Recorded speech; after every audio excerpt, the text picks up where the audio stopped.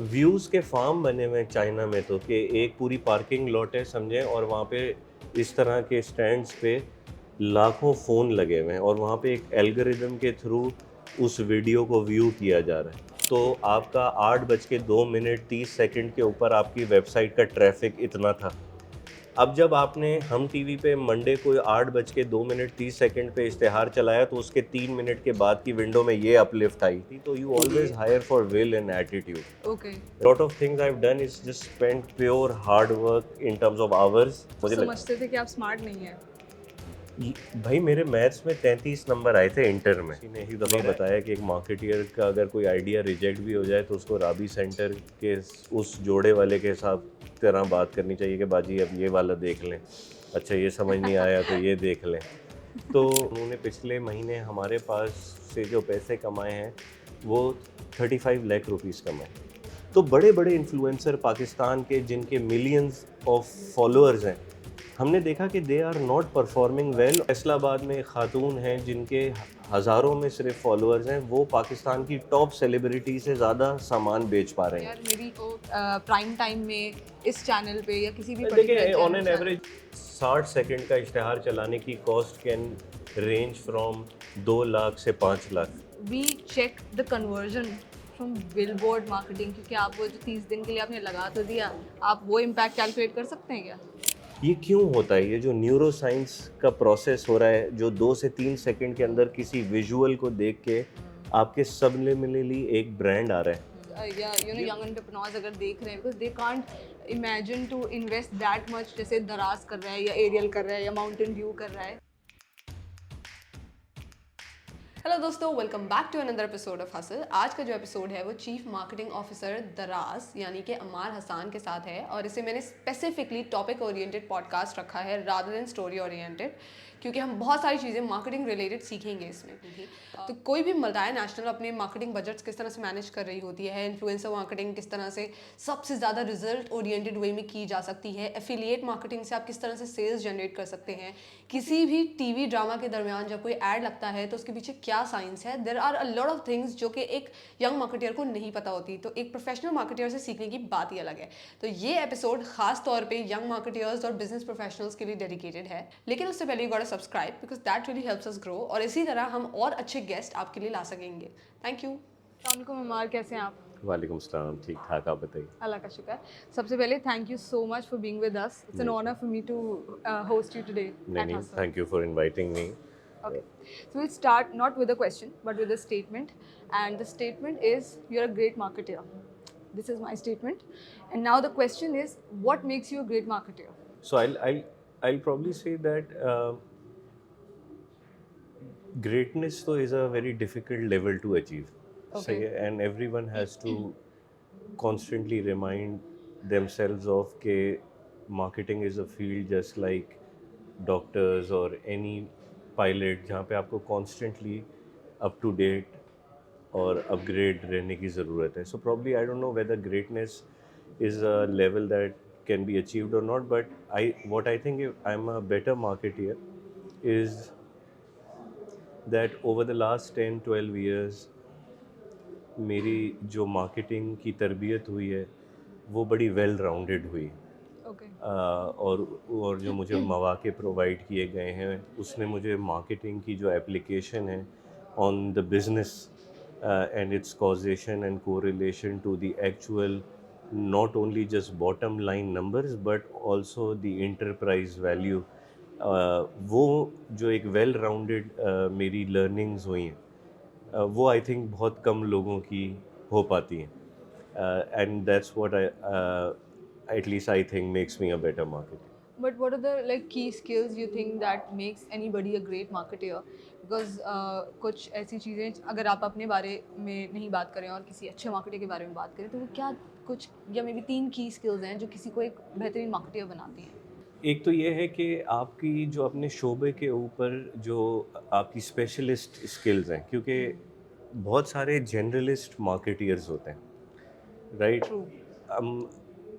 Specialist marketeer होना का मतलब ये है कि आपको अपने शोबे की जो सारी ब्रांचेस हैं, सारे एवेन्यूज़ हैं, वो एक एक्सपर्ट लेवल पता है. अभी भी आपको कुछ पाकिस्तान में ऐसे मार्केटियर्स मिलेंगे जो कि ब्रांड साइड बड़ा स्ट्रॉन्ग जानते हैं। कुछ मार्केटियर्स होंगे जो परफॉर्मेंस मार्केटिंग ज़्यादा जानते हैं, क्योंकि ये ज़रा मैथमेटिकल, स्टैटिस्टिकल और डिजिटल वर्ल्ड है, और ट्रेडिशनल मार्केटिंग जहाँ पे ज़्यादातर ब्रांड बिल्डिंग हो पाती है, वो थोड़ा सा एक डिफरेंट दुनिया है। हाँ कुछ लोग हैं जो ये दोनों थोड़ा थोड़ा जानते हैं, लेकिन बिजनेस और इकोनोमेट्रिक्स बहुत कम जानते हैं।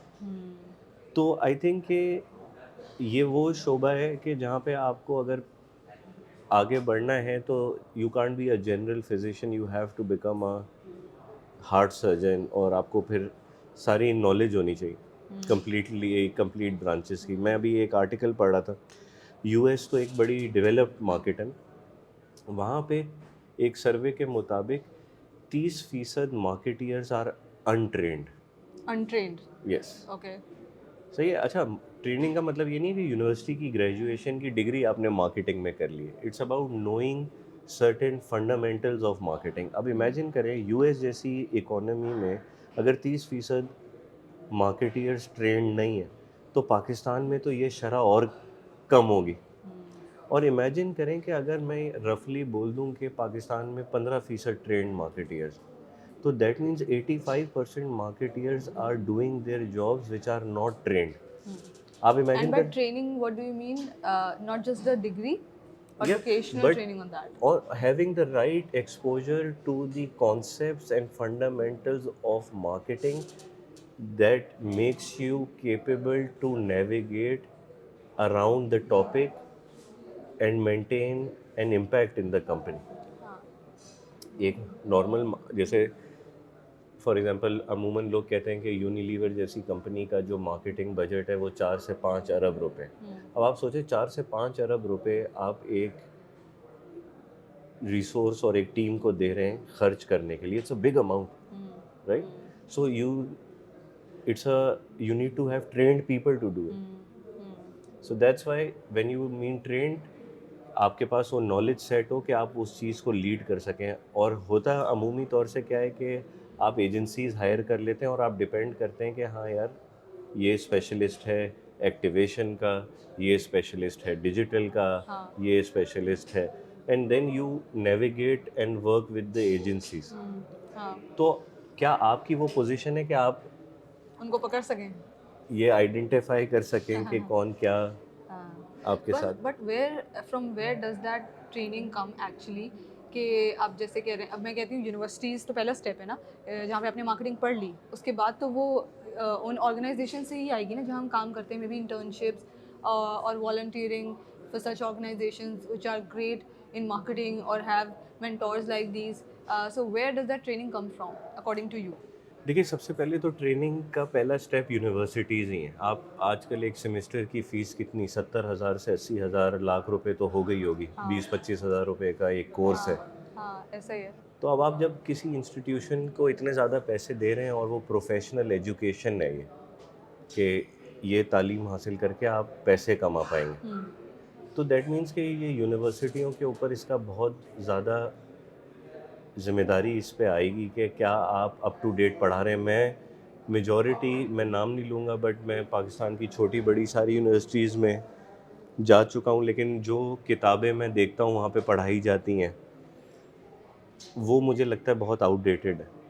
और जो कॉन्सेप्ट्स लास्ट 3 से 5 साल के अंदर प्रिवेलेंट हैं वो अभी भी नहीं पढ़ाए जा रहे।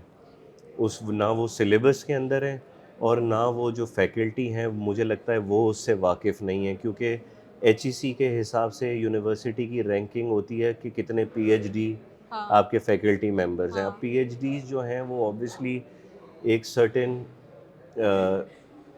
दिहाई के होंगे वो, राइट? और उस वक्त से लेके अब तक मार्केटिंग एक बड़ी ट्रांसफॉर्मेशन से गुजर चुकी है। अब जब आप फैकल्टी को, विजिटिंग फैकल्टी को बुलाने का रिवाज शुरू हुआ, अब विजिटिंग फैकल्टी में भी वो लोग आए जिनको 60-70 हज़ार रुपये सैटरडे संडे में कमाने थे। अगर आप एक, और वो फिर 60-70 हज़ार रुपये वाला जो इंडस्ट्री प्रोफेशनल है वो उस क्वालिटी का नहीं होता जो होना चाहिए। यूनिवर्सिटी बड़ा पैसा देने के लिए तैयार नहीं है।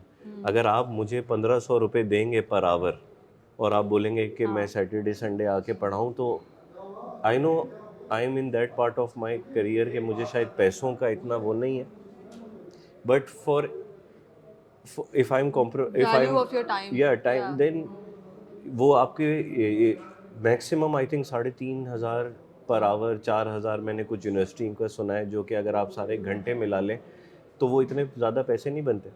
तो मुझे लगता है यूनिवर्सिटीज़ को थोड़ा सा रीडिज़ाइन होना पड़ेगा, तो रीथिंक होना आपने जिन पड़ेगा। यूनिवर्सिटीज में पढ़ाया, क्या आपने कोर्सेज रिवैम्प किए, कुछ कोर्सेज जो आपके हाथ में थे? मुझे उस चीज़ की इतनी एम्पावरमेंट नहीं मिली। मैंने टू बी ऑनेस्ट ज़्यादा पढ़ाया भी नहीं। मैंने एक यूनिवर्सिटी में पढ़ाना स्टार्ट किया था पीएफ कीट में। उधर मैंने अपने पहले क्लास में 11 बच्चे फेल कर दिए, तो मुझे दूसरा सेमेस्टर नहीं मिला। लेकिन फिर उसके बाद टू बी ऑनेस्ट टाइम भी तो अगर आप पढ़ाते, do you think students are willing to face that challenge, क्योंकि वो थोड़ा सा कुछ लेवल्स ऊपर जाकर होगा? फॉर एग्जाम्पल बात करते हैं क्विकली, दो चीज़ों को एड्रेस करूंगी। एक, अगर हम किताबों की बात करें तो जैसे फिलिप कॉटलर की बुक चल रही है, अगर हम मार्केटिंग मैनेजमेंट है, एडवर्टाइजिंग है, ब्रांड मैनेजमेंट है, ये वो इनिशियल मार्केटिंग कोर्सेज होते हैं जो पढ़ाए जा रहे होते हैं। एंड मेनली मुझे जहाँ तक याद है, फिलिप कॉटलर की बुक हमें रिकमेंड की गई थी, या अगर किसी और राइटर की भी रिकमेंड की गई है, तो उसमें कॉन्सेप्ट्स हैं, सिर्फ कॉन्सेप्ट्स हैं, उससे ज़्यादा कुछ नहीं है। तो जैसे अब हम मीडिया प्लानिंग एंड बाइंग की बात करते हैं, या और हम डिजिटल मार्केटिंग की बात करते हैं, इन्फ्लुएंसर मार्केटिंग, एफिलिएट मार्केटिंग, ये सब चीज़ें तो हैं ही नहीं, कॉन्सेप्ट्स भी नहीं एक्सप्लेन हुए उसके अंदर, तो उन किताबों में। तो अगर आप इस तरह की कोई बुक, फॉर एग्जांपल आपको कोर्स मिल रहा है and you start teaching students that course, do you think they will be able to face that challenge? क्योंकि उनको तो फिर वो 4 लेवल ऊपर लगेगा and they are like sort of intimidated. देखिए वो फिर जैसे हमेशा एक होता है कि इंट्रोडक्शन टू मार्केटिंग, फिर होता है एडवांस फाइनेंशियल अकाउंटिंग, एक फाइनेंशियल अकाउंटिंग, फिर एडवांस फाइनेंस। आई थिंक कि उसके लैडर स्टेप्स ज़रूर बन सकते हैं कि पहले हाँ। सेमेस्टर्स के अंदर आप बेसिक कॉन्सेप्ट्स पढ़ाएं, उसके बाद आहिस्ता आहिस्ता आप हाँ, 500 से 1000 mg मतलब वो कर दें पूरा डोज। हाँ, मतलब पूरा रिवैम्प करना पड़ेगा हमें। बिल्कुल। और उसमें मैं सेकंड पॉइंट टच करूँगी, आपने एम्पावरमेंट की बात की, तो विजिटिंग फैकल्टी हो या टीचर्स हो, उनको भी इतना एम्पावर किया जाए कि अगर आप खुद, फॉर एग्जांपल एचईसी खुद रिवैम्प नहीं कर रहा कोर्सेज, तो वो विजिटिंग फैकल्टी या वो एक्सपर्ट या वो टीचर उसको रिवैम्प कर सके, इतनी अथॉरिटी। हाँ, यानी ये थोड़ा सा मुझे लगता है जो बड़ी बड़ी यूनिवर्सिटी के डीन्स हैं या जो इख्तियार रखते हैं कि सिलेबस क्या हो। जी। जैसे अभी इकरा यूनिवर्सिटी ने मुझे बुलाया था to review their syllabus for marketing. तो मुझे लगता है कि कहीं ना कहीं ये प्राइवेट यूनिवर्सिटीज़ तो ये बिल्कुल कर सकती हैं, और ये लेकिन अभी भी मुझे लगता है कि वहाँ पे उतने बड़े स्टेप्स नहीं लिए जा रहे जितने हम ले सकते हैं। Okay, moving towards the next question, which is about blunders.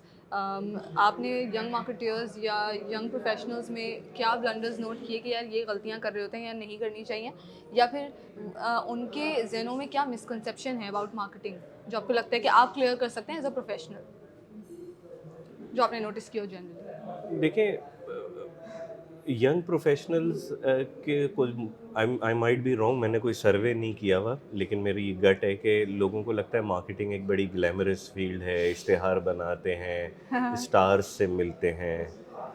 तो उनकी ज़्यादातर कम्युनिकेशन साइड वो समझते हैं कि marketing is ad making, whereas ad making is a very small part of marketing. True.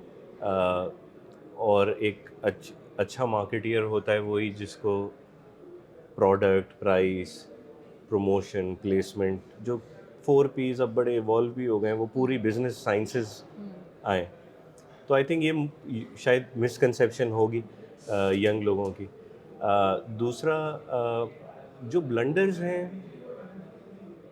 वो I think a lot of time we not only just young marketing professionals but senior marketing professionals also believe कि हम अपनी गट को बहुत overcome कर जाते हैं अपनी डिसीजन मेकिंग के अंदर, और जो रिसर्च बेस्ड वर्क है और जो डेटा बेस्ड वर्क है वो बहुत कम होता है। जो ब्लंडर्स मुझे फील होते हैं या जो मुझे ट्रैप्स फील होते हैं वो ये होते हैं कि you rely on your gut. और हमारे यहाँ ये भी है ना कि अकीदत इतनी हो जाती है कभी कभार आपको अपने बड़ों से कि आप वो रिलीजन मानना शुरू हो जाते हैं कि मेरे बड़े ने मुझे ये सिखाया तो यही हकीकत है। तो हमेशा अपना ओपन माइंड रखें, डाइवर्सिफाई रखें अपना नॉलेज पूल। आप इज़्ज़त एक शख्स की ज़रूर कर सकते हैं, लेकिन आप उसकी कही हुई बात का मानना ज़रूरी 100% नहीं है। अच्छा, मैं कहीं से ये नहीं कह रहा कि हमारे बड़े जो हैं वो गलत हैं। आपको एटलीस्ट ओपन रहना है कि आप बड़ों से अच्छी चीज़ें, सही चीज़ें सीखें, फिर उसको डबल चेक करें, उसकी रिसर्च करें। That's how the typical learning process is.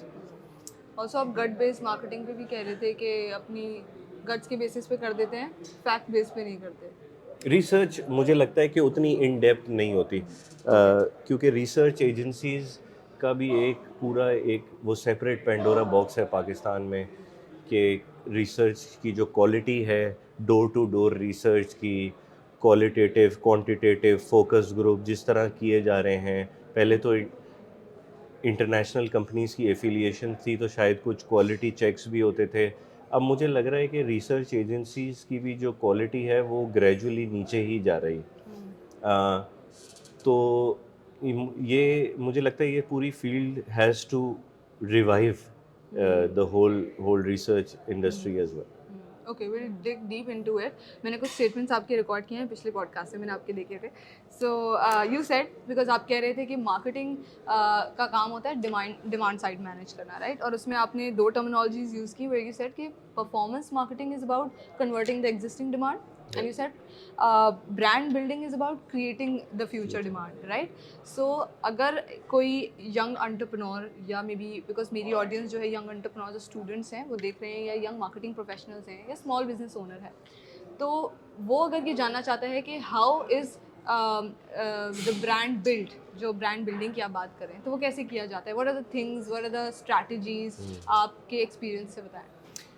इस पे तो मैं 2 घंटे का लेक्चर मेरा दिल चाहता है ब्रांड बिल्डिंग पे देने का, लेकिन मुझे इसको किसी कूज़े में बंद करना पड़ेगा।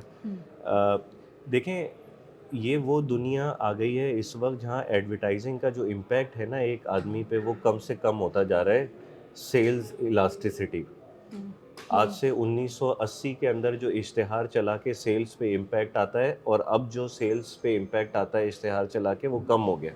वो इसलिए क्योंकि अटेंशन डेफिसिट इकोनॉमी हो गई है। पहले आप 1 घंटे की वीसीआर पे लगा के 3 घंटे की मूवी भी देख लेती थी, अब आप शॉर्ट्स भी नहीं देख पाते पूरे, क्योंकि अटेंशन इकोनॉमी कंज्यूमर की बड़ी श्रिंक होती जा रही है। बहुत हद तक। जब वो श्रिंक हो रही है तो बड़ा चैलेंज आ गया है ब्रांड मार्केटियर्स पे, कि जो भी मीडिया जहाँ पे आप अपना मैसेज डालते हैं उसकी कंजम्पशन टाइम कम होता जा रहा है। तो उसके लिए marketers have to work really hard कि वो अपने आप को अटेंशन में किस तरह लेकर आए।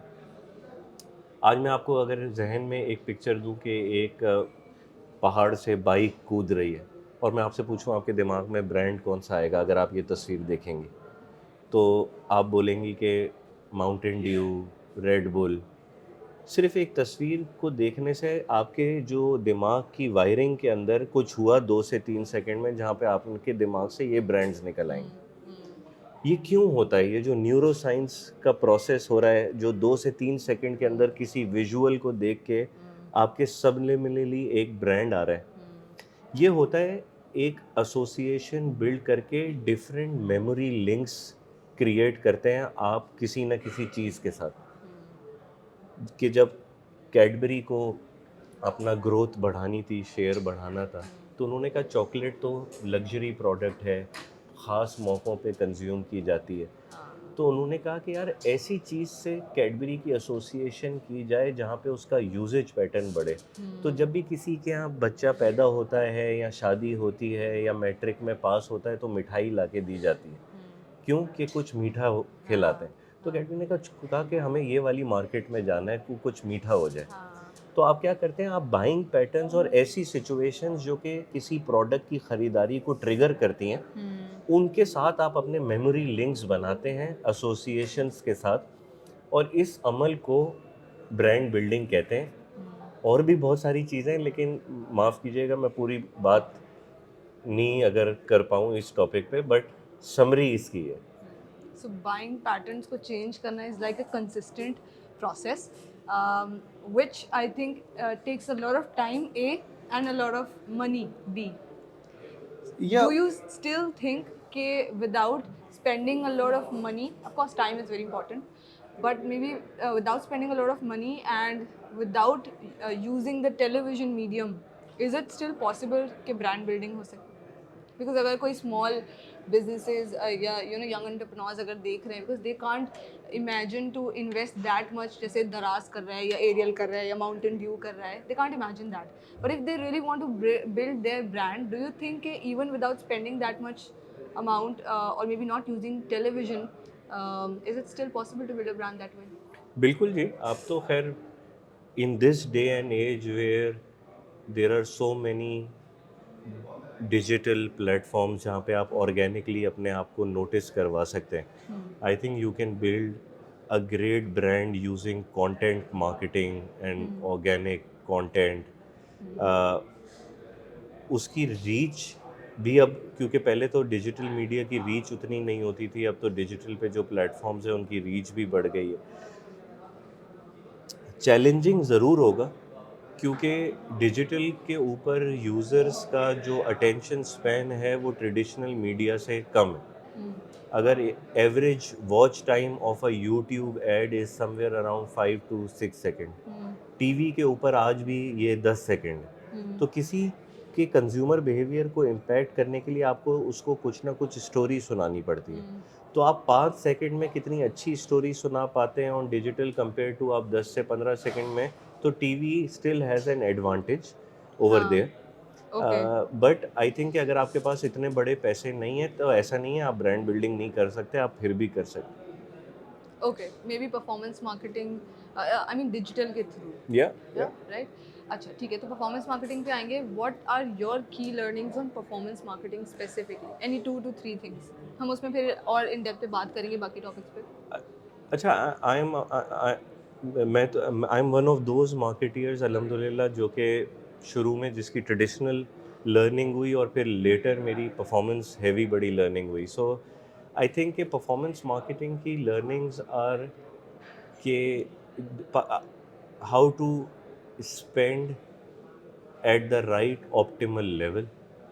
ये क्रैक करना has been a great learning journey for me, because in OLX and in Daraz I used to have a very large online marketing budget.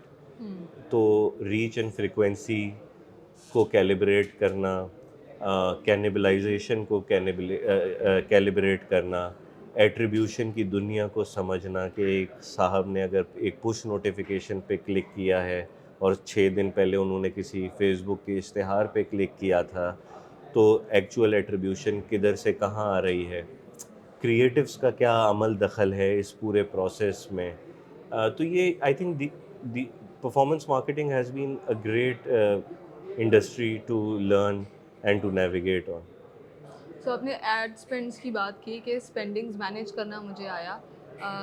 तो वो क्या चीज़ें जो आप रिकमेंड करेंगे कि यार ये गलतियाँ मत किया करो whenever you are managing the spend? देखें, कभी भी किसी स्पेंड्स छोटे टाइम के अंदर बहुत सारे ना लगा दें. ओके. तो उसकी सही ही ग्रेजुअल स्केलिंग करें, ये एक मेरी राय होगी. ऑब्वियसली सब पे नहीं अप्लाई होगी, but since it's a general question I am answering. I think कि क्रिएटिव डेप्थ होना बहुत ज़रूरी है, क्योंकि एक ही क्रिएटिव के ऊपर आप पैसे लगा देते हैं तो उसका जो फटीग लेवल है, जब मल्टीपल फ्रीक्वेंसी दिखती रहती है तो उसका इम्पैक्ट वैसा नहीं रहता. और तीसरा, परफॉर्मेंस मार्केटिंग के अंदर I think the learning should be कि always follow the eventual metric and not the cosmetic metric. के क्लिक्स और व्यू कंटेंट या इस तरह के metrics should not be the North Star, the actual transactional metrics should be the North Star. Like the sales.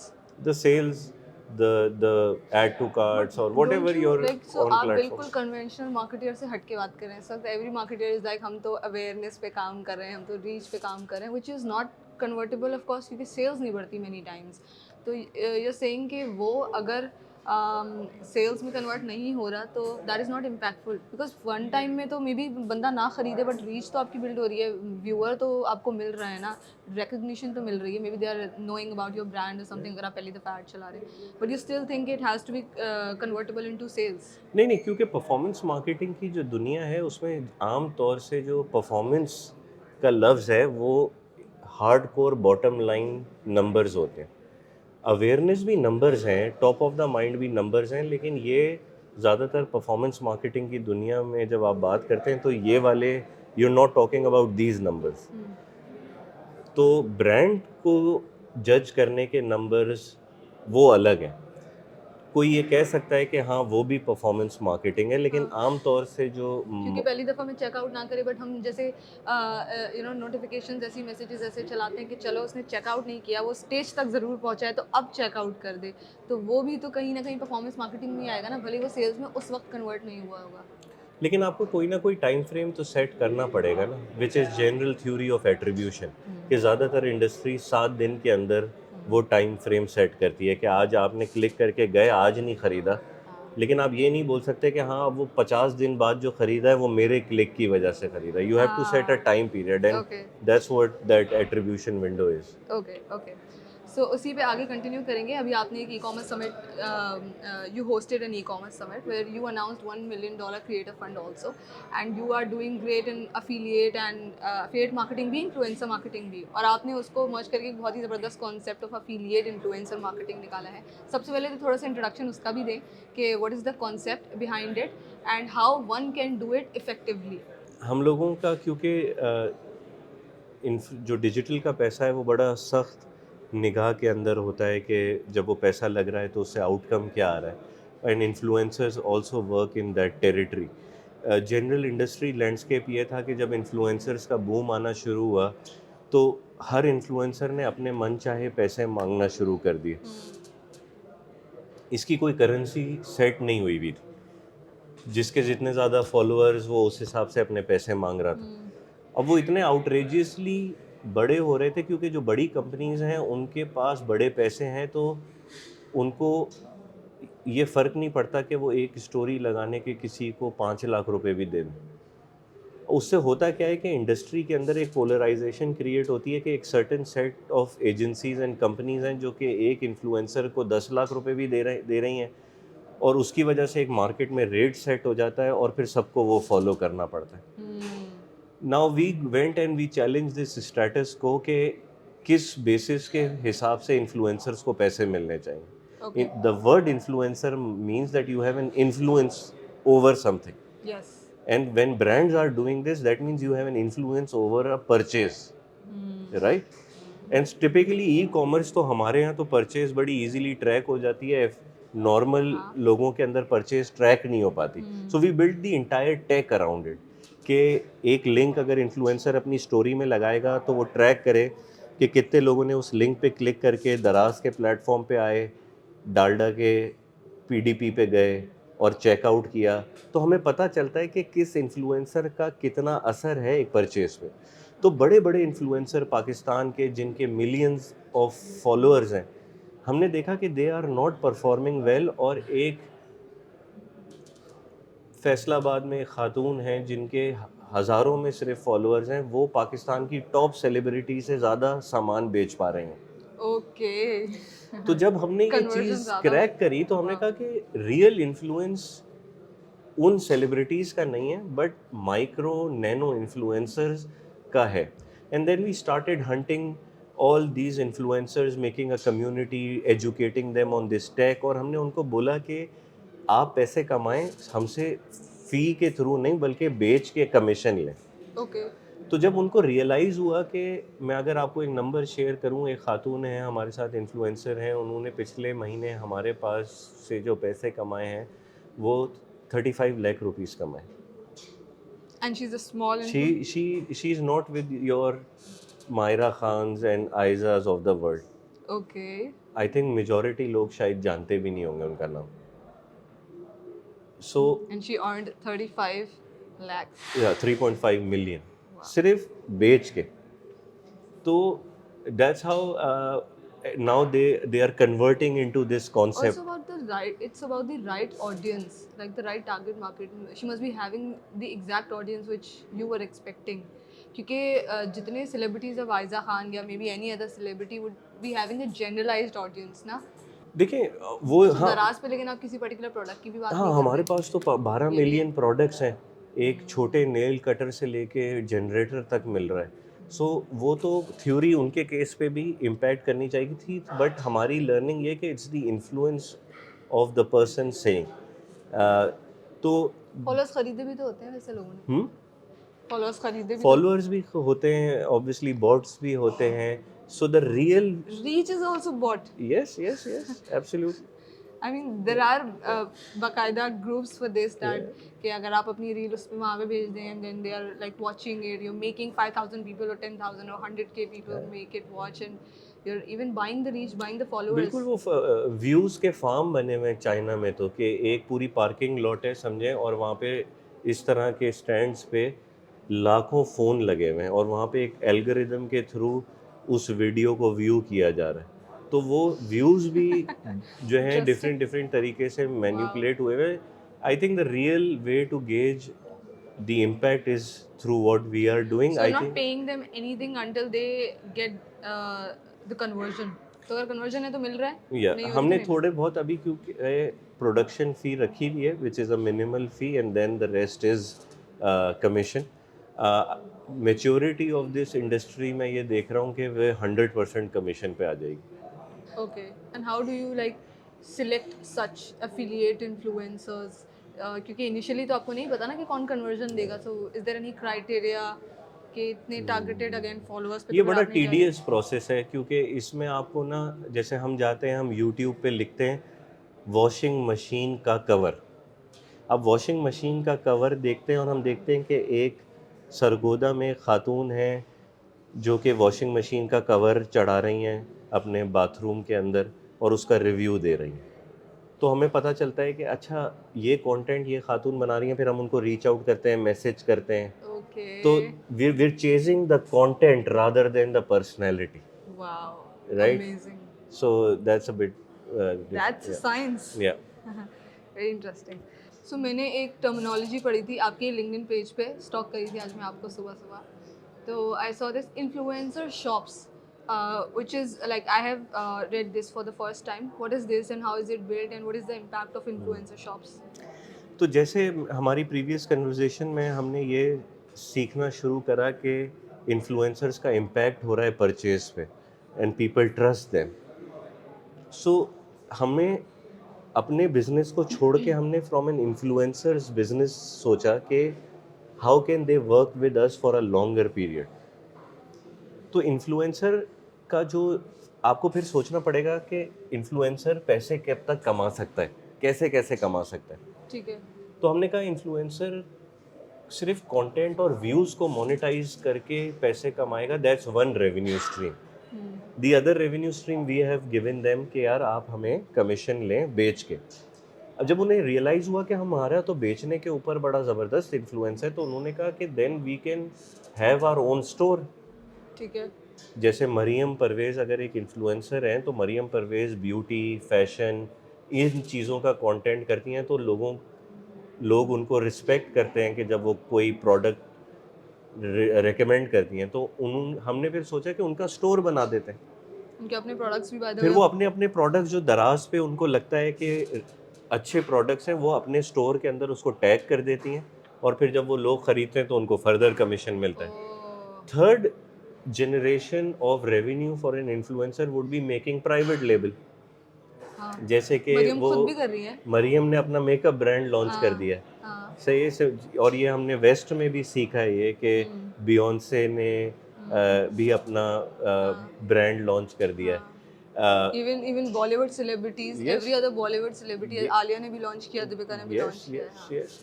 So now that's a perpetual revenue stream for that influencer कि even अब वो चलती रहेगी जो प्रोडक्ट की उनकी credibility है. सो यही हमने फ्रॉम एन इन्फ्लुएंसर लेंस सोचा कि how can we make them work with us. Such a creative idea. Yeah. It was your idea. No, we've learned it to be honest. This from developing countries. Just a question, I'm very curious about your team. How many members are there, by the way, in the Raz marketing team? दराज में असल में marketing team के अंदर बड़े non marketing type departments भी हैं, अच्छा, बट हमारी जो कुल मिला के जो हमारी ख़ानदान है वो 140 लोगों का है। 140? यस, उसके Okay. अंदर हम क्योंकि हमारी कोई क्रिएटिव एजेंसी नहीं है, तो हमारे animators, videographers, designers in house हैं। इसी तरीके से हम ऑनलाइन मार्केटिंग भी किसी बाहर की एजेंसी से नहीं करवाते, तो वो भी हम खुद करते हैं। Okay. UI UX के दराज पे फ्रंट एंड पे क्या कैंपेन्स दिख रही हैं, तो थोड़ा बहुत फ्रंट एंड इंजीनियरिंग के प्रोडक्ट के लोग भी हमारी टीम में हैं। Okay.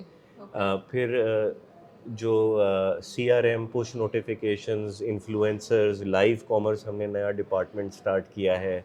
उसके साथ साथ जो हमारी ब्रांड की टीम है, गूगल दराज को बड़े अरसे तक एक्सपीरियंस का प्रॉब्लम रहा कि जो चीज़ मंगवाई वो नहीं आई, और कस्टमर एक्सपीरियंस का एक सर्टेन लेग मार्केटिंग टीम के अंदर है। इसी तरीके से दीगर और डिपार्टमेंट हैं जो कि एक हमारा CMO ऑफिस कहलाता है। And you are the chief marketing officer. I would like to talk about leadership also. उस पर भी हम बात करेंगे, पर अभी आपने बात की एजेंसी साइड की, so in house content team या in house marketing team and the agency. Daraz के लिए ऑफ कोर्स आपका, क्योंकि there is ample amount of content that needs to be created and बहुत सारी डिटेल में आपको चीज़ें देखनी होती है, बट आइडियली आप क्या प्रोज एंड कॉन्स बताना चाहेंगे कि एजेंसी के ये ड्रॉबैक्स हैं या ये प्रोज हैं, इन हाउस कंटेंट टीम या इन हाउस मार्केटिंग टीम इन लोगों को रखनी चाहिए? What do you think the pros and cons? देखें, एजेंसी के प्रोज ये हैं कि वहाँ पर ऑब्वियसली आपको वेटरन्स मिलेंगे जो कि मल्टी फैसेटेड ब्रांड्स पे काम करके उनकी स्किल्स जो हैं वो बनी हुई हैं, तो that's a very good advantage of an agency, expert on each of their trades. Cons ये हैं कि पाकिस्तान के अंदर जो एजेंसीज़ हैं उन्होंने अपनी स्पेशलाइजेशन खोते जा रहे हैं, जनरलाइज हो जाती है हर चीज़। क्योंकि बहुत सारी जो स्किल सेट है वो ब्रांड साइड पे भी अब आना शुरू हो गई। पहले मीडिया मैनेजर्स नहीं होते थे ब्रांड साइड पे, हाँ, अब एजेंसी से ही उठ के लोग मीडिया मैनेजर्स बन गए। तो in order to be dependent and listen to your agency, उन लोगों को सब्जेक्ट मैटर एक्सपर्टीज़ उनको अब एक डिफरेंट लेवल की चाहिए। क्रिएटिव्स के अंदर भी सेम फार्मूला अप्लाई हो रहा होता है मल्टीपल प्रोडक्ट्स के ऊपर, वही 30 सेकेंड रोलाना है तो 2 मिनट का कमर्शियल, वही वो बड़े कुछ डायरेक्टर्स हैं, फिर वो कंटेंट स्केल भी नहीं कर सकते क्योंकि हम जैसी जो ई-कॉमर्स कंपनीज हैं वो स्केल पे कंटेंट बना रही हैं। हाँ, वहाँ पर अभी डिजिटल कंटेंट की भी एक्सपर्टीज़ उस लेवल की नहीं आई हुई है।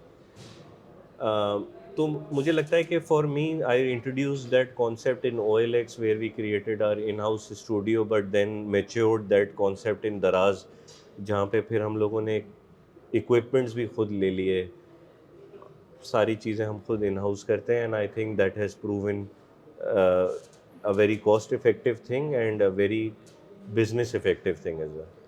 also for small brands as well, I feel कि अगर जैसे when I used to work somewhere, so we hired an agency for like digital marketing, और आपने सिर्फ पोस्ट करनी है सारी चीज़ें, उसके लिए भी they charge hell of an amount. Yeah. So I was like may be हम 4 रिसोर्सेज बिठा सकते हैं जो Yeah. कि 4 डिफरेंट चीज़ों पे एक्सपर्टीज रखती हों। Yeah.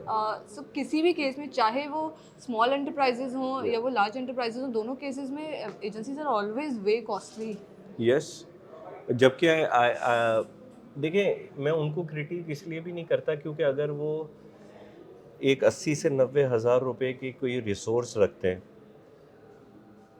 तो क्लाइंट अभी एक सोशल मीडिया मैनेज करने के लिए वो आज भी चाहता है कि मैं 25 से 30 हज़ार की रिसोर्स से सोशल मीडिया मैनेज करवा लूँ। उनको ये कॉस्ट हेड लगता है, whereas marketing it's an investment head, तो वो उसको इस तरह सोचते हैं। और तभी पाकिस्तान में ज़्यादातर ब्रांड्स का जो एक्सपीरियंस साइड है, अब आप देखें कि जब भी आप किसी कस्टमर सर्विस पे किसी रैप से बात करेंगे, लोग चाहते हैं मैं सस्ते से सस्ता कस्टमर रैप रखूं। तो जब वो आप उसको इन्वेस्ट ही नहीं कर रहे हैं, तो वो आपके कस्टमर को कैसे जवाब देगा उस क्वालिटी का जो ब्रांड इमेज आप क्रिएट कर रहे हैं महंगे महंगे डायरेक्टर्स और महंगे महंगे इन्वेस्टमेंट करके। They don't think brand as a end-to-end experience. And that is why जब मैं दराज के अंदर आया मैंने कहा यार एडवर्टाइजिंग से एडवर्टाइजिंग तो बाद में देखते हैं, पहले तो ये जो फिक्स करते हैं कि ये जो परसेप्शन बनी हुई है 2019 में कि मंगाओ कुछ और आता कुछ और है, तो मैंने कहा वी शुड फिक्स दिस। तो हमने 8000 सेलर्स प्लेटफॉर्म से हटाए। हम हमेशा डिस्काउंट बेस्ड बात करते थे तो लोगों को लगने लगा दराज सिर्फ 11 ही है और डिस्काउंट बेस्ड ही है। तो मैंने फिर एक नई ब्रांडिंग और नई रीब्रांड किया ब्रांड को कि नहीं भाई, दराज इज सोच को दराज करो, whatever you think of you can find it on Daraz. So बड़ी चेंजेस कर करके end to end customer experience, returns पे पैसे लगाए कि अगर आपको सामान समझ नहीं आ रहा आप वापस कर दें, आपको पैसे भी रिफंड हो जाएंगे, सामान भी आप खुद रखें अगर 1000 रुपये से कम है। फिर घर से सामान पिकअप करने की सर्विस स्टार्ट करी। ये जो इसमें सब में पैसे लग रहे थे और ये मार्केटिंग से निकाल के हमने कहा कि नहीं, एक्सपीरियंस पे पैसे लगाए जाए, क्योंकि that is also branding, right. तो that's how we tried to uplift the image of Daraz over the period of amazing and also आप जो बात कर रहे थे कि एंड टू एंड नहीं सोचती agency, so it is more about कि वो बिजनेस साइड पे नहीं होती। सो मे बी आपका एक और स्टेटमेंट था which I have written which was कि impact, there is no impact if it can't be calculated. So maybe agencies, because क्योंकि वो उसकी ओनरशिप उस तरह से नहीं ले रही होती, even for the marketeers as well, so they don't understand the business side, and they're just building the reach and maybe top of mind इस वजह से। बिल्कुल ऐसे ही। और that's why I'm very fortunate कि when I joined tech, उसमें मुझे ये पता चला कि मार्केटिंग के लीवर्स बड़े डिफरेंट भी हैं। OLX तो आप समझें कि इतनी ट्रिकी चीज़ थी कि वहाँ पे जो कंटेंट लगता था वो यूज़र्स लगाते थे। तो उधर कोई बंदा अपनी किडनी बेच रहा है, कोई बंदा कॉर्डलेस बेच रहा है जो कि जेल की फ्रीक्वेंसी कैच कर रही है, तो मुझे कभी FIA वाले बुला रहे हैं। It was a very tricky space because content आपके हाथ में नहीं था, लोग अपने अपना सामान जो बेचना है वो लगाते थे। तो आई रियलाइज्ड कि bye fixing the supply side कि आपका कंटेंट कैसा हो आप ग्रोथ लेकर आ सकते हैं। हमारे पास गाड़ियाँ उस ज़माने में 10 लाख रुपए से कम गाड़ियाँ ज़्यादा लगती थी और महंगी गाड़ियाँ कम लगती थी। तो महंगी गाड़ियों का जो ट्रैफिक शेयर है वो पार्क व्हील्स पे चला जाया करता था। फिर आहिस्ता आहिस्ता जैसे जैसे हम लोगों ने सप्लाई बिल्डिंग करी तो महंगी गाड़ियों की डिमांड भी आना शुरू हो गई। सो कभी कभार marketing and growth comes from very non marketing reasons, right. So that's what my learning was over the period of time. Yeah. Amazing. I mean, there is a lot of learning in your one answer पे भी आपके इतना सारा कुछ है बताने को कि मुझे लगता है आप अपने एपिसोड्स लाइव कर सकते हैं YouTube पे on each subject. Definitely we can. But we'll talk about the advertising part. Media buying and planning पे what are your learnings? And also कुछ चीज़ें ऐसी हैं जैसे आपके कुछ statements about bad negotiation आए थे, तो I would like to know about that as well. But initially your learnings on media buying and planning as of now. देखिए मैं बड़ा क्रिटिकल हूँ मीडिया बाइंग इंडस्ट्री के ऊपर, क्योंकि एक पूरी मीडिया बाइंग की जो इंडस्ट्री है वो सब अब सस्ते रेट पे जाना शुरू हो गई है। बड़े बड़े क्लाइंट्स एक एजेंसी से दूसरे एजेंसी चले जाते हैं जस्ट बिकॉज उनको रेट 5 से 10 हज़ार रुपये कम का मिलता है। आई नो मीडिया प्लानिंग और बाइंग का एक इम्पॉर्टेंट पार्ट है स्पॉट प्लेसमेंट, और वो डोमिनेंट पार्ट भी है। बट ये एक विशियस सर्कल है जिसने पूरी इंडस्ट्री को बहुत ही वीक कर दिया। जब आप कॉस्ट की रेस के अंदर लगते हैं तो जो एजेंसी का मार्जिन होता है जिसकी बेसिस के ऊपर वो अच्छे लोग हायर कर सकती है, उनकी ट्रेनिंग बाहर भेज के करवा सकती है, वो नहीं कर पाते। तो वो क्या करते हैं कि क्लाइंट्स को बोलते हैं कि हम कम कमीशन पे काम करेंगे, लेकिन उन्हें पैसे तो कमाने होते हैं। तो क्लाइंट जब उनको पैसा देता है तो वो अपने पास होल्ड करके उससे इंटरेस्ट कमाते हैं। तो चैनल को पैसा 4-4 महीने 3-3 महीने बाद मिलता है। चैनल का कैश फ्लो ख़राब होता है। जब चैनल के पास पैसा लेट आता है तो चैनल भी इन्वेस्टमेंट नहीं कर पाता, क्योंकि पैसा डी वैल्यू होता है वक्त के साथ साथ। जब चैनल अपने कंटेंट में इन्वेस्ट नहीं कर पाता तो चैनल की व्यूअरशिप नहीं बढ़ेगी, वो अच्छे ड्रामे नहीं बनेंगे, वो कंटेंट में इन्वेस्टमेंट नहीं होगी, वो क्रिएटिविटी नहीं होगी। जब रेटिंग वही रहेगी और कॉस्ट बढ़ती जाएगी तो एफिशिएंसीज नीचे जाएंगी। CPRP महंगी होती जाएगी। पाकिस्तान में हर चीज़ महंगी हो रही है, मुर्गी से लेके सब्ज़ी, लेकिन आज तक क्लाइंट को रेटिंग सस्ती चाहिए, CPRP cost per rating point. तो ये एक पूरा विशियस साइकिल है जिसके जिम्मेदार हम सब हैं, कोई एक एंटिटी नहीं है। So Daraz is currently running ads on TV right now. Yeah, we do a lot of traditional advertising as well. Okay. So on average अगर आप जो students या young marketers देख रहे हैं उनको कुछ average rates या cost बताना चाहें, if you are comfortable to share, कि यार maybe prime time में इस channel पे या किसी भी particular देखिए, ऑन एन channel एवरेज जो मेन स्ट्रीम चैनल है और आपका टॉप रेटेड ड्रामा है, उसकी 60 सेकंड का इश्तेहार चलाने की cost can range from 2 lakh से 5 लाख। Okay. शारा फैसल पे या लाहौर की किसी एक दफ़ा। मशहूर शाहरा पे एक दफ़ा आपको बिलबोर्ड लगाना है, तो अच्छा बिलबोर्ड की cost can start from 3 million a month and goes up to 6-7 million a month. कब तक लगा रहता है वो? 30 डेज के लिए। 30 days के Yeah. लिए। Okay. तो मीडिया तो महंगा होता जा रहा है, और Also billboard पे since I have Yeah. a great marketer in front of me, तो ये मेरे टीचर्स मुझे जवाब नहीं दिया था इस बात का, and I used to ask कि how does we check the conversion from billboard marketing, क्योंकि आप वो जो 30 दिन के लिए आपने लगा तो दिया, आप वो impact calculate कर सकते हैं क्या? देखिए, बिलबोर्ड्स को मार्केटिंग को कैलकुलेट करने के डिफरेंट तरीके। Okay. कुछ जगहों पे डिजिटल को आप एट्रीब्यूट कर लेते हैं, आप Easily कैप्चर calculate कर हो लेते जाता है, हैं। हाँ। टीवी के इश्तेहार को, बिलबोर्ड को आप एक्चुअली में एट्रीब्यूट नहीं कर पाते। फॉर एग्जांपल, इसके बड़े स्टैटिस्टिकल मेथड है। हमने लास्ट 3 साल का डेटा, एक सॉफ्टवेयर है उसका पाइथन, उसके अंदर हमने मार्केटिंग मिक्स मॉडलिंग रन करी, जो कि हर मीडियम के इम्पैक्ट को आइसोलेट करती है over a period of time. Okay. तो very surprisingly now when you are discussing this, अभी कुछ महीने पहले हमने वो स्टडी कंक्लूड करी है, तो डिस्काउंट्स के बाद जो सबसे इम्पैक्टफुल मीडियम है वो आउटडोर था हमारा। अच्छा। राइट। तो वो स्टैटिस्टिकल मॉडलिंग आपको ये एक्सक्लूड करके दिखाती है कि कौन सा मीडियम कैसे इम्पैक्ट कर रहा है, क्योंकि ऑब्वियसली उसके अंदर बेस लाइन्स डिवेलप होती हैं कि मंडे को आपका टीवी पे इश्तेहार नहीं चला था, तो आपका 8:02 के ऊपर आपकी वेबसाइट का ट्रैफिक इतना था। अब जब आपने हम टीवी पे मंडे को 8:02 पे इश्तेहार चलाया, तो उसके 3 मिनट के बाद की विंडो में ये अपलिफ्ट आई। तो ये अपलिफ्ट क्या मुस्तकिल जब जहाँ स्पॉट्स लग रहे हैं आ रही है, डी डुप्लीकेशन होती है। This is a very mathematical science जो कि बहुत कम लोग यहाँ कर पा रहे हैं टू आइडेंटिफाई कि किस एडवर्टाइजिंग का क्या इम्पैक्ट है। टीवी का तो फिर भी टीआरपी के थ्रू भी, और मतलब उससे व्यूअरशिप व्यूअरशिप पता चल जाती है, but and impact on the website traffic वो कॉजेट और करना पड़ता लेकिन है। बिलबोर्ड की तो नहीं पता चलती।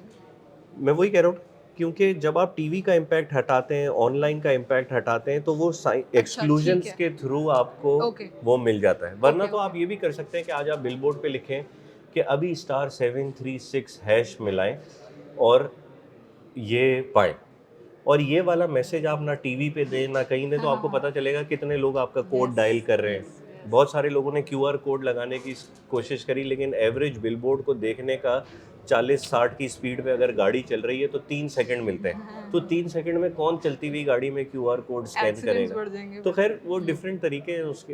इंटरेस्टिंग। ओके, सो अगेन, अच्छा ये क्वेश्चन मैंने लिखा था बिकॉज दराज have big budgets of course, तो अगर कोई यंग प्रोफेशनल देख रहा है और वो जीरो बजट मार्केटिंग या यंग एंटरप्रेन्योर्स देख रहे हैं और वो ये सीखना चाहते हैं कि ज़ीरो बजट मार्केटिंग में क्या क्या चीज़ें की जा सकती हैं, लेसर बजट, चले ज़ीरो नहीं करते उसे, तो क्या आप सजेस्ट करेंगे? जो गूगल, फेसबुक जैसे इन्होंने जो प्रोडक्ट के थ्रू डिसरप्ट किया मार्केटिंग, तो इनको ज़्यादा मार्केटिंग की ज़रूरत नहीं पड़ी इन देयर अर्ली डेज। तो every now and then you see a product जिसका इश्तेहार आपने नहीं देखा होता है, लेकिन आप खरीद रहे होते हैं just because of that product innovation और that difference in the product that you have created. So पहले तो ये है कि focus on your product. Then, if your product is not different enough to create its own voice, then there is a lot of way to create organic marketing.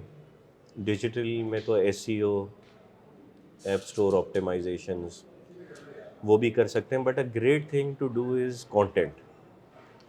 True. Content is something के Absolutely. वो हो, even personal branding के।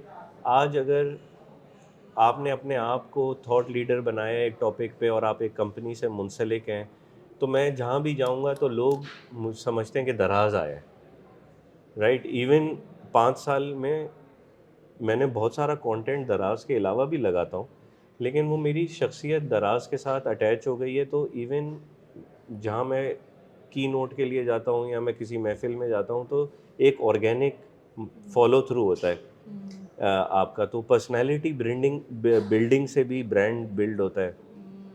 Organic content, अगर आप useful content लगा रहे हैं, educate करें या एंटरटेन करें, इन या बोथ वेज. अभी रिसेंटली मैंने देखा एक ओला डॉग एक कंपनी है, ओके. उसका यूट्यूब के ऊपर मैंने देखा कि अच्छे खासे I think 2 million, if I am recalling it right, followers हैं। और वो उन्होंने डॉक्टर्स को लेके इतना इंफॉर्मेटिव कंटेंट बनाया कि इवन मेरे 2 मिलियन फॉलोअर्स दराज के नहीं हैं YouTube. So creating good content is very important. It was very interesting. हमने मार्केटिंग साइड कवर की, बट मैं कुछ क्वेश्चंस टच करना चाहूँगी आपके कॉर्पोरेट लाइफ साइकिल पे भी, क्योंकि हम पर्सनल प्रोफेशनल डेवलपमेंट के लिए बनाते हैं. तो how much empowerment played the role in your career? देखिए, एब्सोल्युटली मेरे जैसी जो शख्सियत थी वो तो आज बनी ही उन लोगों की वजह से है जिन्होंने मुझे खुली प्लेइंग फील्ड दी खेलने के लिए, गलतियां करने के लिए। और ये आप नसीब वाले होते हैं जहां आपको ऐसे अर्लियर लोग और बॉसेस मिल जाएं जो कि आपको एम्पावर कर सकें गलतियां करने की और अपना ओन सेल्फ आगे लाने की। So I think if I went into a very structured environment, then I wouldn't have been Ammar. I have been Ammar because of the things I was able to do. And do you remember any such leaders or bosses? Obviously देखें, आप कभी भी self made product नहीं होते हैं। अक्सर बोलते हैं लोग कि मैं सेल्फ मेड हूँ, कोई भी सेल्फ मेड नहीं होता है। There are people contributing into your तरबियत एंड नशो नुमा। और अर्लियर इन द डेज़ जब मेरी यूनिवर्सिटी के बाद पहली नौकरी लगी थी, तो एक ख़ातून है सिदरा इकबाल, जो कि उनकी उस ज़माने में PR एजेंसी होती थी, तो उन्होंने बड़ी अच्छी मेरी तरबियत करी in client handling, in work ethic. उसके बाद कभी कभार बुरे बॉसेस भी आपकी बड़ी अच्छी तरबियत कर जाते हैं और कुछ अच्छे लेसन दे जाते हैं। वो वाले लेसन्स के बारे में बताएं. देखिए, मैं किसी का नाम लेना बुरा होगा, लेकिन नहीं, नाम लेके नहीं, बट हाँ, लेकिन जैसे lessons. लेसन्स होंगे कि आपका अपने लिए कुछ और मयार हो, आपकी टीम के लिए कुछ और मयार हो, कि आप इधर बैठ के खाना खा रहे हों और बड़े लोगों के खाने की जगह कुछ और हो, आपको टाई पहनना ज़रूरी हो, दूसरे को टाई पहनना ज़रूरी ना हो। ये वो वाली चीज़ें होती हैं जो आपको बताती हैं कि leadership is not a title. लोगों की अथॉरिटी तो होती है आपके ऊपर, लेकिन बहुत सारे लोग बग़ैर अथॉरिटी के लीडर होते हैं और वो किसी और वजह से होते हैं, क्योंकि वो आपका किसी डिफरेंट वो तरीके से रिस्पेक्ट खुद कमाते हैं, उनकी कुर्सी नहीं कमाती. Yes yes yes.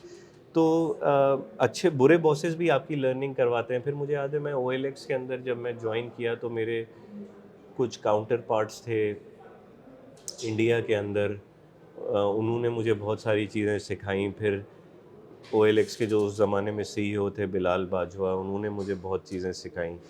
Emotional state को मैनेज करना, क्योंकि मैं एक बड़ा पैशनेट आदमी हूँ, तो जैसे जैसे आप ऊपर जाते रहते हैं आपको देखना होता है कि आप अपनी इमोशनल इंटेलिजेंस को कैसे मैनेज कर रहे हैं। You can't react on everything.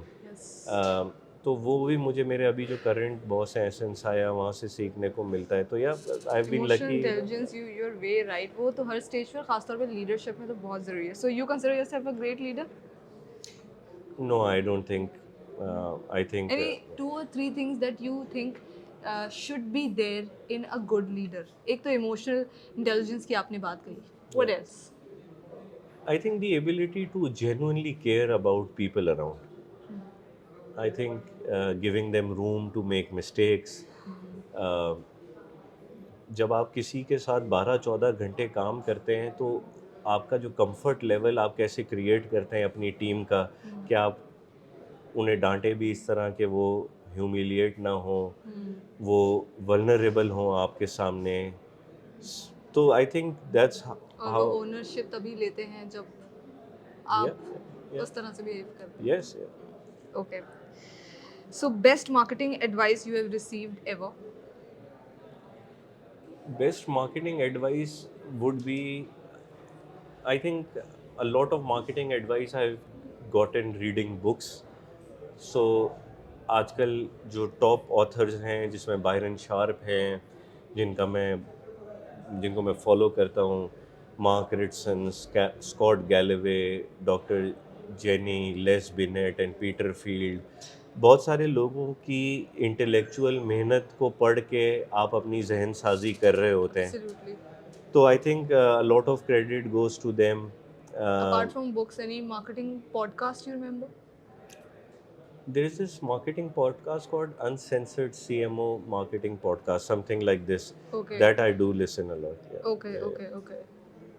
So, because books का रुझान थोड़ा सा कम है Gen Z और late millennials में अगर हम देखें तो maybe podcast or something जो फिर भी लोग देख लेते हैं क्योंकि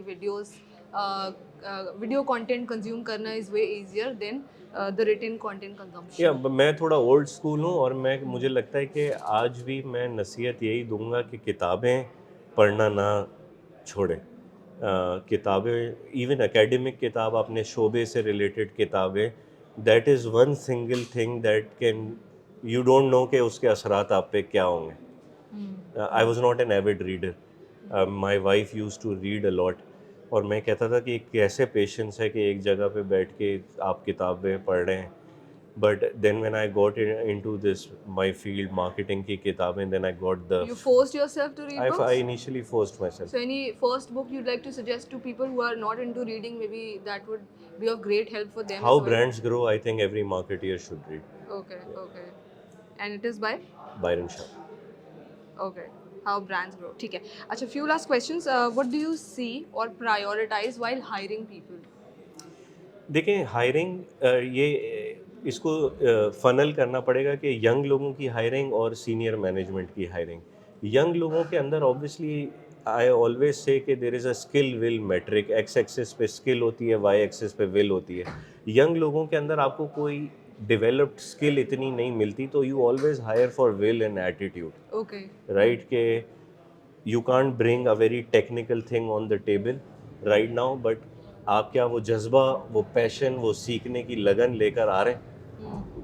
तो that's what I focus on hiring young people. On senior leadership, I think वो जो आपकी उधर भी आई थिंक एटीट्यूड और जो आपकी सॉफ्ट स्किल्स हैं वो बड़ी देखी जाती हैं, लेकिन ऑब्वियसली फिर आपका स्किल लेवल भी बड़ा देखा जाता है कि आप कितने हार्ड स्किल्स आपके कैसे हैं, और आप वो हार्ड स्किल्स लोगों में ट्रांसफ़र करने की लीडरशिप सलाहियत हैं आपके अंदर के नहीं. And do you see values? And if you see, how do you judge values देखें, in an interview? मैं इसका मेरे पास कोई टेक्निकल तरीका नहीं है, बट मेरा अपना जो तरीका ये है कि मैं अभी एक सीनियर डायरेक्टर पिछले साल मैंने हायर किया, तो वो इस्लामाबाद में थे, तो वो भी बाद में कहने लगे कि यार ये आपका अजीब तरीका है. मैंने कहा यार आप 2 दिन हमारे साथ गुजारें. सो वो मेरे कमरे में बैठे रहे 2 दिन. अच्छा. तो मैंने उनके साथ खाना खाया, हम नमाज़ पढ़ने भी गए.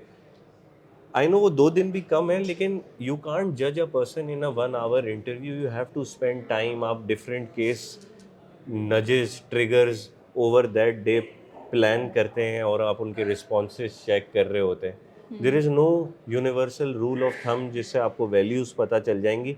It's a more hard to hard thing जिसके लिए आपको टाइम लगाना पड़ेगा, और अमूमी तौर से HR या जो लोग हैं वो उतना टाइम लगाते नहीं हैं हायरिंग के अंदर. So this is one of those challenges in talent recruitment. Do you see any other challenges in talent recruitment? भाई चैलेंज ही चैलेंज है. हमारा HR जो है ना वो इट नीड्स टू रीवैम्प. और जो इंटरनेशनल कंपनीज हैं उसमें HR को पता होता है कि आपकी जो नौकरी में रिक्वायरमेंट क्या है, आपको किस टेम्परामेंट का आदमी चाहिए, ये आदमी या खातून मिलेंगी किधर से, तो बिजनेस पार्टनरिंग का जो कॉन्सेप्ट है वो इतना तगड़ा होता है कि एचआर इतना स्ट्रांग होता है बिजनेस अंडरस्टैंडिंग में कि वो आपके लिए राइट मैच मेकिंग कर पाता है। यहाँ पर HR is still doing a lot of traditional work. So how can we revamp this? Any one advice so the entrepreneurs who are watching can build their HR in of course their enterprises that way. I think साथ बैठना शुरू करें। HR के जो लोग हैं उनको business के अंदर उनकी बिजनेसेस को भी चाहिए एचआर को इन्वॉल्व करें। जितना ज़्यादा उनको लेंस होगी काम के अंदर उतनी ज़्यादा जो है they will be able to better contribute. So I think it should be a more of an integrated function. और आहिस्ता आहिस्ता शुरू भी हो गया है लेकिन वो एग्जीक्यूट उस तरह नहीं हो पा रहा। जैसे इवन दराज में हमारे जो बिजनेस एचआर बिजनेस पार्टनर हैं वो मार्केटिंग हाँ. के साथ ही बैठते हैं, but I think we can also do a great better job in including that person into the overall operation so that he और शी नोज कि रिक्वायरमेंट क्या है। So tell me what's your mantra of productivity? इस पे तो मैं बिल्कुल ही काबिल नहीं हूँ कोई जवाब देने के लिए, क्योंकि मेरे आप तो हसलर हैं. हाँ मैं बदनाम ज़माना हूँ लॉन्ग आवर्स काम करने का। और बट आई थिंक जनरली सुबह उठना is a one tip I will give everyone. सुबह के जो आवर्स होते हैं वो बड़े प्रोडक्टिव होते हैं।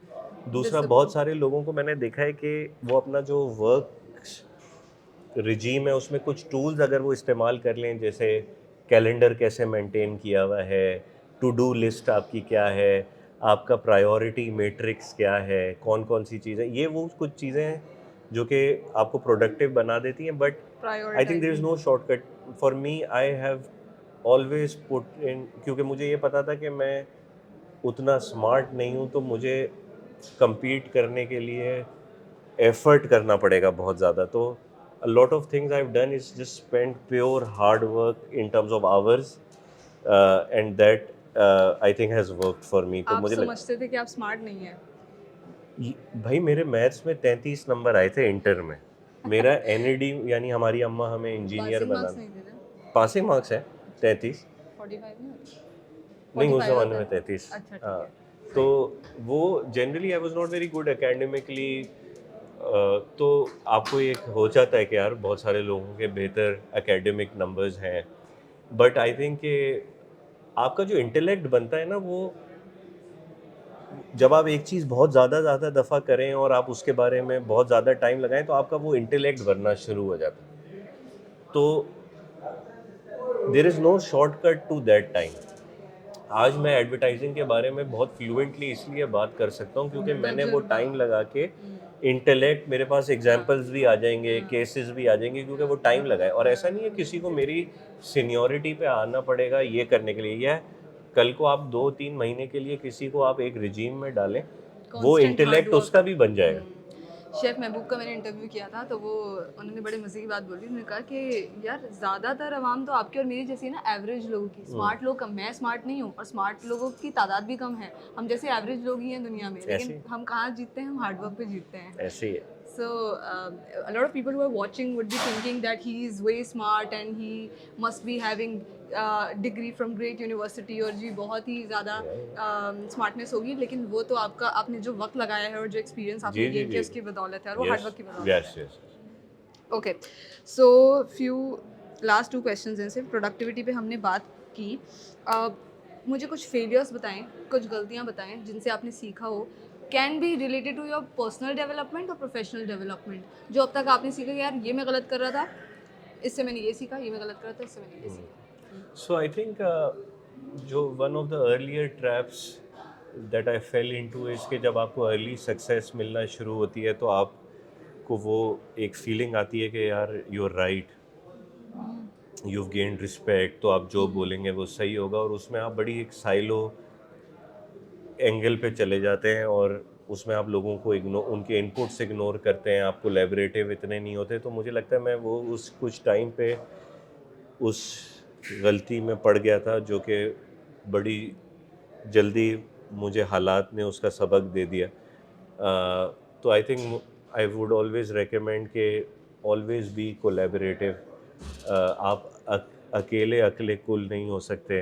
Group wisdom is always larger than individual wisdom. Humble attitude होना चाहिए. मुझे किसी ने ही दफ़ा बताया कि एक मार्केटियर का अगर कोई आइडिया रिजेक्ट भी हो जाए तो उसको राबी सेंटर के उस जोड़े वाले के साथ तरह बात करनी चाहिए कि बाजी अब ये वाला देख लें, अच्छा ये समझ नहीं आया तो ये देख लें. तो that was one mistake I fell into. The other thing was that in the middle part of my career, I was so fascinated by the field of marketing that I think that marketing only is the most important thing, which was again, I think, a mistake. And later I realized that there are other important levers and marketing is just a lever. और जब मैंने और मैं काफ़ी ignore हुआ उस चीज़ में, क्योंकि जब आप एक बिलीफ और एक पोजीशन लेते हैं एक टॉपिक पे और आप उसी पे अड़े रहते हैं तो आप अपना नुकसान करते हैं. Third would be, I think कि politics in a company is real. And I was always of the fact कि अगर आप खुद स्ट्रेट हैं और ब्लंट हैं, ऑनेस्ट हैं, तो politics can't impact you. But I think politics is real and one should know how to play good politics. And politics is generally not always bad. लोग उसको गलत लफ्ज़ों में इस गलत कॉनोटेशन में इस्तेमाल करते हैं. आई थिंक सिर्फ काम करके छोड़ देना नहीं, आपको उसकी शोकेसिंग, उसको किन किन पावर प्लेयर्स को आपको वो बातें बतानी है कि आपकी जब आप कमरे में नहीं है तो आपके बारे में क्या बात हो रही है, किन किन लोगों से आपको किस किस लेवल का फड्डा लेना है और कितना लेना है. But yeah, these are the three things. Amazing. Good politics आपने बहुत अच्छी बात बोली. I mean, this is a new perspective that we have gained.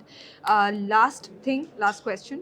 Your message to young marketeers and young entrepreneurs who are watching you on Hustle right now. My message would be कि you can't be entitled. You have to earn your thing, and for that just put a lot of hard work. Become a subject matter expert. Career जो है वो capital T की तरह होता है. शुरू में आप जनरलिस्ट होना अफोर्ड करते हैं, लेकिन एंड में जब आपको पैसे कमाने होते हैं तो स्पेशलिस्ट को लोग ज़्यादा पैसे देते हैं. तो बिकम अ स्पेशलिस्ट. अपनी वैल्यूज़ हमेशा बरकरार रखें, भले उसके लिए आपको नौकरी से निकाल भी दिया जाए. तो स्टेटस को चैलेंज करने का एटीट्यूड रखें, और ये एटीट्यूड तभी अपने अंदर लाएं जब आप इस चीज़ के बारे में कॉन्फिडेंट हों कि आप जो कह रहे हैं वो ज़्यादा हक की बात है. नौकरी भी जो है वो it's a way to practice your religion. So do it in a way जिसके अंदर आप दूसरों का ख्याल रखें, किसी का हक तलफी ना हो, और क्रिएट अ मल्टीप्लायर इफ़ेक्ट. अपने एक वक्त आएगा जब आप अपने प्रोजेक्ट्स की जीत से आपको उतनी खुशी नहीं होगी, और आपको खुशी तब होती है जब आपने किसी को कुछ बनाया होता है और वो बंदा आगे तरक्की कर रहा होता है. वो जो तस्कीन होती है, दैट्स उसका टेस्ट काफ़ी देर तक आपके ज़िंदगी में रहता है. तो या आई थिंक अभी तो मेरे दिमाग में यही बात है. It was wonderful talking to you, and we have gained a lot of knowledge, and I'm sure this would have been a great value addition for Hustle viewers also. And I am hoping that this is going to be liked by many people, and we're gonna do a round 2. Round 2 of it. Looking forward. Maybe we can do round 2 अगर आप available हुए, और अगर आप definitely. लोगों ने मुझे 6 महीने और वेट नहीं कराया तो. नहीं, definitely, inshallah इस time. Thank you so much for being with us. Thank you for inviting, and I've been following your content.